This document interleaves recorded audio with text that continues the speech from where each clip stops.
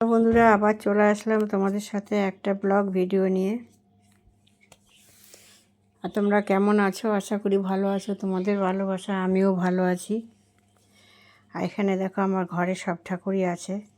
দুটো গোপাল আছে, গণেশ ঠাকুর আছে, তারপরে শিব ঠাকুর আছে, মা লক্ষ্মী আছে, তারা মা আছে, লোকনাথ আছে, জগন্নাথ আছে, গুরুদেব আছে, গুরুমা আছে। আর গুরুদেব হলো আমার অনুকূল ঠাকুর। দেখো এই যে আমার মা লক্ষ্মী।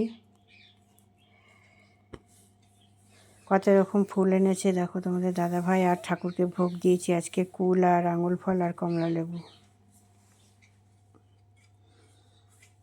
তোমাদের দাদাভাই ফুল আনতে খুব ভালোবাসে, বিভিন্ন ধরনের ফুল নিয়ে আসে আর সাজাতেও ভালোবাসে।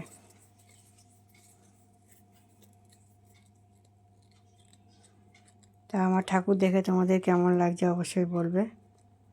আর যদি ভালো লেগে থাকে লাইক করবে, শেয়ার করবে, কমেন্ট করবে, সাবস্ক্রাইব করতে ভুলো না, ঘন্টাটা বাজিয়ে দিও।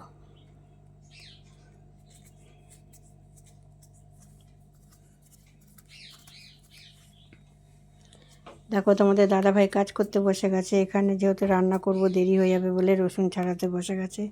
আর কি কি বাজার এনেছে দেখো। এখানে আলু, পেঁয়াজ, আদা, রসুন, বিনস, গাজর, ক্যাপসিকাম, কুল, পাট শাক, আর সাথে নিয়ে এসছে চাল 1 কেজি কিনে।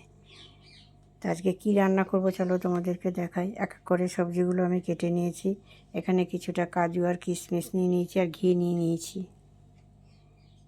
আর এখানে আমি ভাতটাও বসিয়ে দিয়েছি। ভাত আমার হয়ে গেছে, ভাতটা জল ঝরাতে দিয়েছি।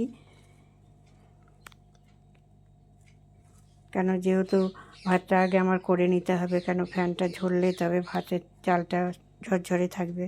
এখানে আমি গ্যাসের উপর একটা কড়াই বসিয়ে দিয়েছি। কড়াইতে খানিকটা ঘি ঢেলে আমি সবজিগুলোকে ভাজা করে নিচ্ছি। আর কি কি দিয়েছি দেখো, ক্যাপসিকাম, গাজর আর বিনস, আর দিয়েছি দারচিনি আর এলাচ দিয়ে ভালো করে ভেজে দেখো মাখিয়ে ফেললাম। আমি এটাকে তৈরি করে ফেললাম রাইসটাকে।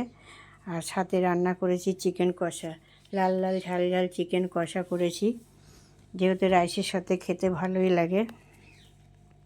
আমাদের দাদাভাই খুব পছন্দ করে খেতে রাইসটাকে। আর চিকেনটা একবারেই কষা করেছি। দাদাভাই চান করে চলে এসছে, খেতেও দিয়ে দিয়েছি দেখো দাদাভাইকে। আর দাদাভাই খেয়ে কীরকম বলবে দেখো। তো এই হলো আমার আজকের ভিডিও। আবার দেখা হবে।